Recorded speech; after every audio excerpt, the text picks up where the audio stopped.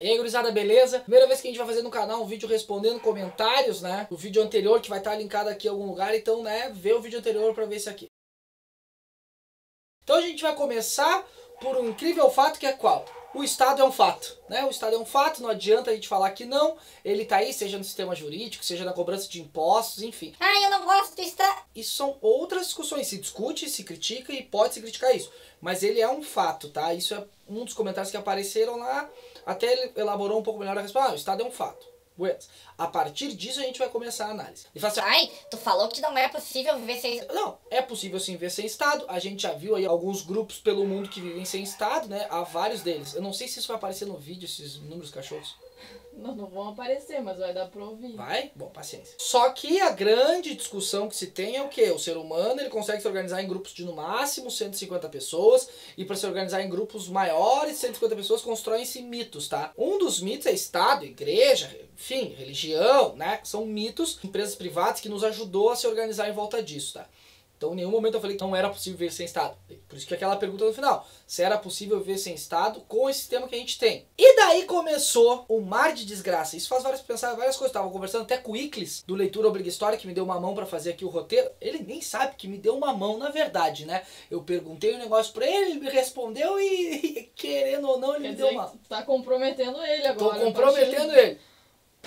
Forte abraço. Então é muito difícil hoje em dia ser das ciências humanas porque a galera acha que tudo é opinião, né? E a galera acha que tudo é ideológico. E o grande problema tá justamente nessa parte de fazer análises repletas de ideologia. Então o que eu vou falar aqui, ou a galera não sabe conceituar, porque enfim, não sabe por ignorância mesmo, ou a galera age de má fé. E daí agir de má fé já é uma coisa mais preocupante. Primeiro ponto, a galera não conseguiu entender o que é anacronismo. Porque lá no vídeo anterior eu falei que o capitalismo não existia, no Ancapistão lá que eles falam da Islândia, eles falam, Não, claro que existia, porque o capitalismo é um sistema de troca. isso é anacronismo, isso está conceituado de forma errada. Exemplo clássico de anacronismo. Não tem como a gente fazer uma análise sobre direita e esquerda Ah, tal grupo é de direita, tal grupo é de esquerda. se a gente analisar antes da Revolução Francesa nisso. Então anacronismo é tipo isso daí. Olha só o bagulho que eu fiz aqui muito louco.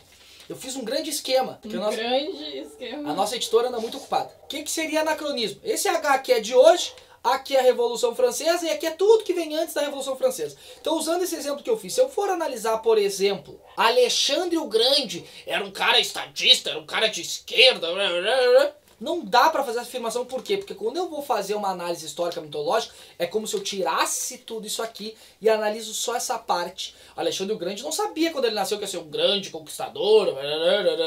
Então anacronismo é justamente tu pegar um conceito daqui e trazer ele pra cá. Isso é errado mitologicamente. Não há Cristo que vá fazer, não é malabarismo teórico que tu vai fazer que tu vá conseguir mostrar que não tá errado. Pra mostrar que isso pode criar até de uma própria contradição pros ultraliberais, é só a gente pensar o seguinte, ó. O que era o feudalismo? O feudalismo ali não era uma galera que tinha herdado umas terras, e daí ele era um dono das terras, de outras pessoas moravam nessas terras, e essas pessoas pagavam uma parte dessa coisa pro dono da terra. Ah, isso é imposto, imposto é roubo. Não, se a terra era do cara, o cara cobrava uma parte pra pessoa existir ali. Isso seria um exemplo bem clássico do Ancapistão. Pode falar que aquilo ali era um sistema de troca, de escambo. Viu como não faz sentido nenhum? Não faz sentido nenhum tu falar que capitalismo sempre teve, que eu posso falar que qualquer... Comunismo sempre teve, porque teve várias tribos antes das definições de experimentos socialistas pelo mundo que, nossa... Elas compartilhavam tudo, então elas eram comunistas. É ilógico isso. É outra... Não consigo achar outra palavra, assim. É ilógico. Discussão dentro da academia mais ou menos quando o capitalismo surge. Mas não é lá em 1200 e pouco, quando tinha a Islândia lá. Então, tipo, falar que aquilo lá era capitalismo em sua essência é ignorância ou má fé.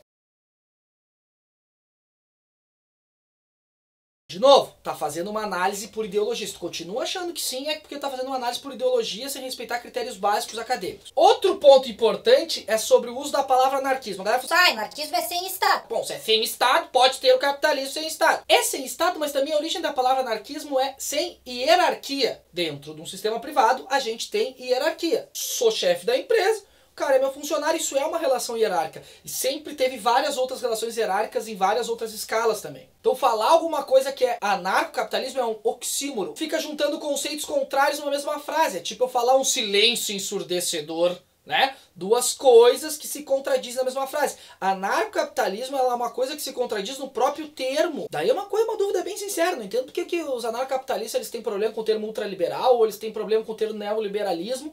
Até porque quem inventou o termo neoliberalismo foram os próprios liberais ali pós-crise de 29.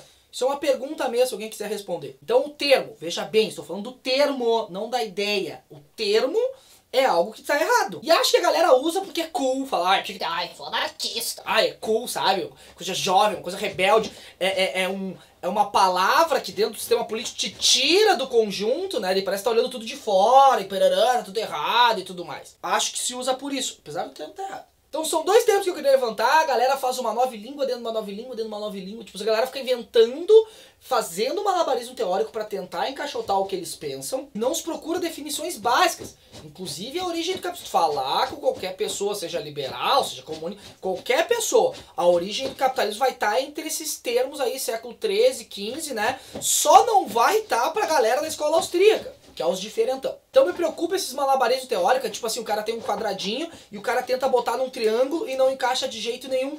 Me preocupa porque daí as pessoas sempre vão cair em contradição. Tu sempre vai acabar caindo em contradição se tu faz isso, né? Porque a pessoa não tem essa capacidade de análise pra fora da caixinha dela. Então contradição vai ser uma coisa bem presente sempre. Ou tu vai fazer isso, colocar um conceito no tempo errado, que é esse caso do capitalismo. Ai, então tem um monte de coisa contra o ANCAP, meu Deus. Ai, Petralha, estatista. Não, cara, eu não tenho nada contra o ANCAP, não tenho mesmo, desde que sejam respeitados os critérios básicos científicos, assim, das leis humanas, tá? Nesse ponto, até, eu não vi pelo menos nenhum vídeo, pode discordar ou não, mas eu não vi nenhum vídeo do Rafael lá do Ideias Radicais, tipo, ele é bem honesto, assim, tudo que eles propõem a analisar, ele é bem honesto intelectualmente. Então, da parte de quem geralmente produz conteúdo, eu, até agora, não achei, tirando dois ali, nenhum canal desonesto intelectualmente, assim.